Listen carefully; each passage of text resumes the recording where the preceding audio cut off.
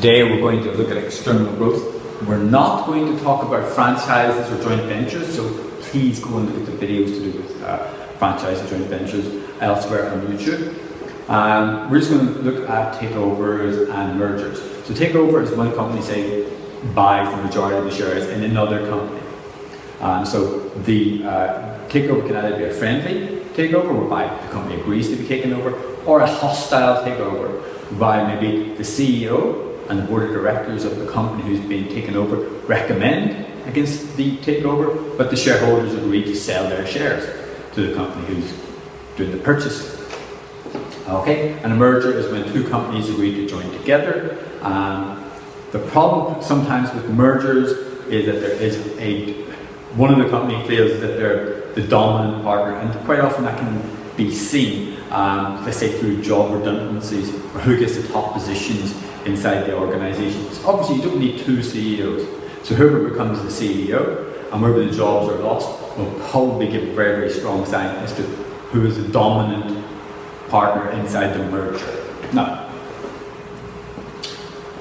this is Coca-Cola. They've taken over Costa Coffee. They spent many billions of dollars to do so. This allows Coca-Cola to expand very quickly. Okay, instead of Coca-Cola trying to launch its own coffee brand, which might take many, many years to try and enter many different countries. So it makes it very, very simple for Coca-Cola to expand quickly. Okay, and obviously allows them to enter new markets. A lot of soft drink sales are maybe going down. It's forecast in the future that coffee consumption will probably keep increasing, so it spreads risk. It might bring new skills into the organisation, because after all, they're still beverages.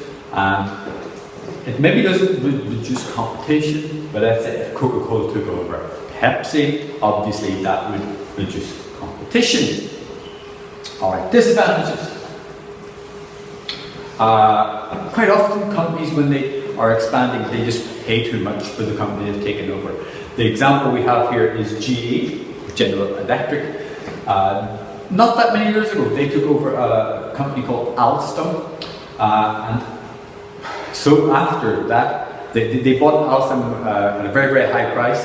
Alstom was involved in the energy industry. GE bought Alstom when energy prices were very, very high. Since then, energy prices have gone down, and as a result of that, GE has written off $22 billion. Okay. External expansion can be very, very expensive. That might mean companies have to borrow. One of the case studies that I've looked at regularly about why mergers fail, the one I've used is Daimler-Benz and Chrysler joining together. Daimler-Benz assumed they were the senior partner, and that, for a number of different reasons, quite often linked to culture, is why the merger was a flop. It failed. And if you are become like a near monopoly, quite often companies can assume that we are in a position of strength and we don't have to develop new products, and they become complacent. Now, types of external growth. You will have done this in your IGCSE business. So we have horizontal, whereby you take over a company in the same stage of production. For example, Walt Disney taking over Pixar. Or you take over through backward vertical if you are like a tea company. You buy tea in the shops. You take over a tea plantation, so that guarantees your supply. Forward vertical is just when you take over a customer. Okay, so for example, if Amazon, they have to ship goods all over the world, if they took over FedEx. And then some examples to do with Microsoft.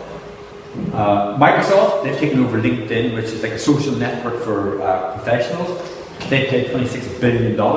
There's 260 million active users each month, 100 million of which are senior executives, or senior decision makers. Okay, here we can see the revenues. Revenues are going up, but in particular, this in yellowy orange, is the profits. The profits have increased from Q2 2017 from $18 million to $196 million. So I would say that's a success. Nokia, my beloved Nokia, I used to have a Nokia for many, many years. Microsoft paid $7.2 billion for that in 2013. They sold in 2016 for $350 million. maybe not a success. And then Skype. Many people use Skype. Microsoft had $8.5 billion for Skype. There's 300 million users each month, 3 billion minutes used each day. I know that there are various ways in which Microsoft is able to monetize that, turn those minutes, some of those minutes into dollars, but alas, Microsoft does not report Skype revenue. So we probably have to say Skype is a qualified success. Okay, and that's all for external growth.